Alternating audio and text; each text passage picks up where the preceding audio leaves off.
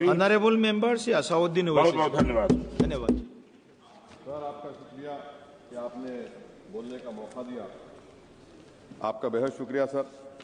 Sir, मैं इस budget की मुखालिफत में बोलने के लिए खड़ा हूं और इस बात को ज़हन नशीन करनी चाहिए कि सर के पिछले 25 साल में से 15 साल बीजेपी और एनडीए इख्तिदार पर है और यही बुनियादी वजह है कि आज एक ग्रेजुएट बेरोजगार है, किसान खुदकुशी कर रहे हैं, एमएसएमई बंद हो रहे हैं और चीन से बगैर इंपोर्ट करे हमारे देश का निजाम नहीं चल सकता।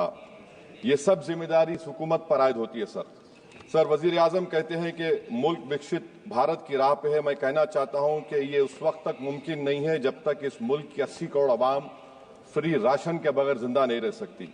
विकसित भारत उस वक्त तक मुमकिन नहीं है सर जब हमारे देश की लड़कियां न्यूट्रिशन और तालीमी मौके उनको बच्चों की तरह नहीं मिल जाते।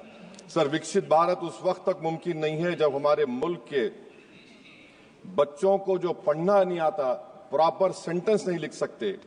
सर, विकसित भारत उस वक्त तक मुमकिन नहीं है जब इस देश की बहुत बड़ी आबादी गरीब है, एब्जेक्ट पॉवर्टी में है।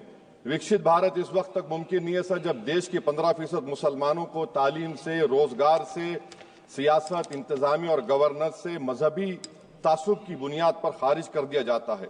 सर, 2014 से रियल वेजेस में गिरावट आई है या स्टैग्नेशन हुआ है। हर साल 1.3% की कमी हुए, यानी हर साल वतन अजीज के शहरी गरीब होते हैं और बरसर इख्तिदार की जमात की दौलत में इजाफा होता है।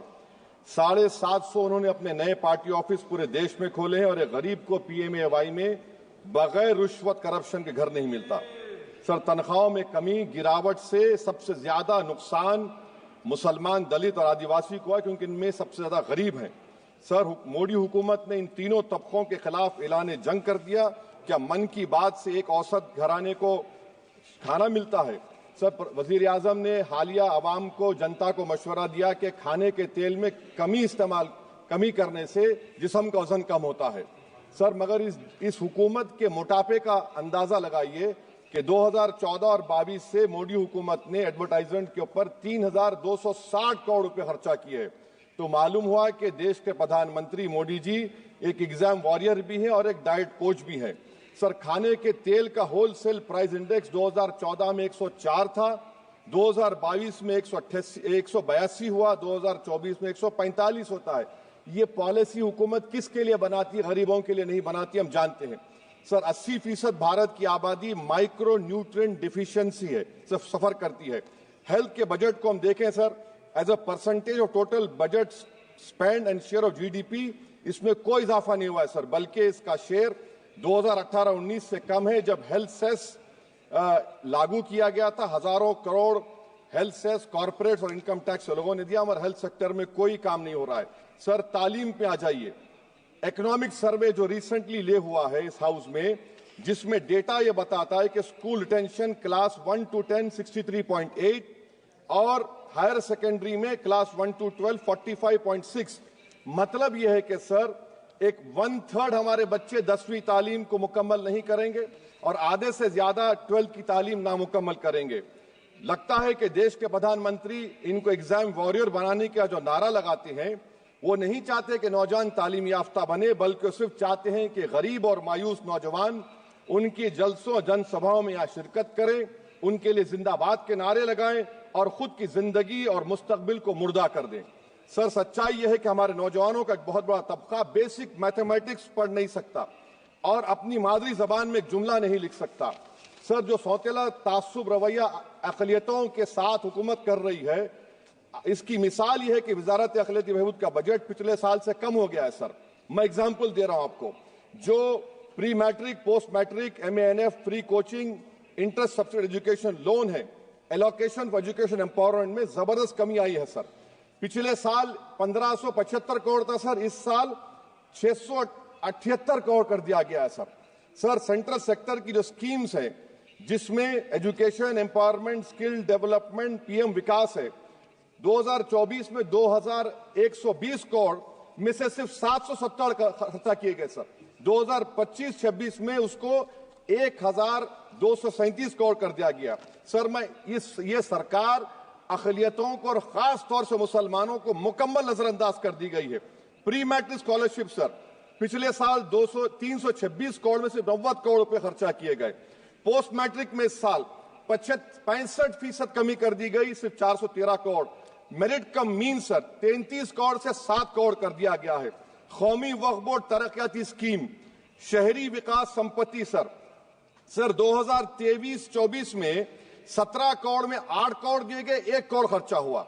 2024 में 16 करोड़ सिर्फ 3 करोड़ रुपए दिए गए। इस साल 13 करोड़ रुपए दिए गए हैं।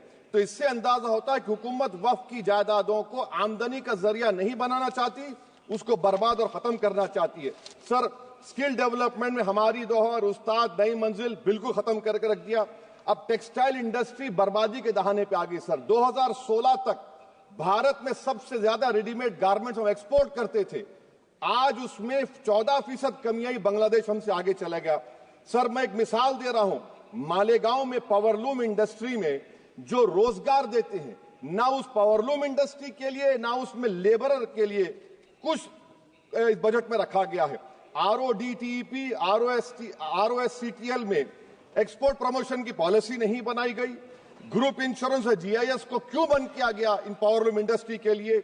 और फिर सर PLI स्कीम के बहुत बड़े दावे किए जाते हैं। ये PLI स्कीम प्रो कॉर्पोरेट है, जबकि इसको प्रो माइक्रो होना चाहिए था। मालेगांव की पावरलूम इंडस्ट्री के लिए इंफ्रास्ट्रक्चर डेवलपमेंट है।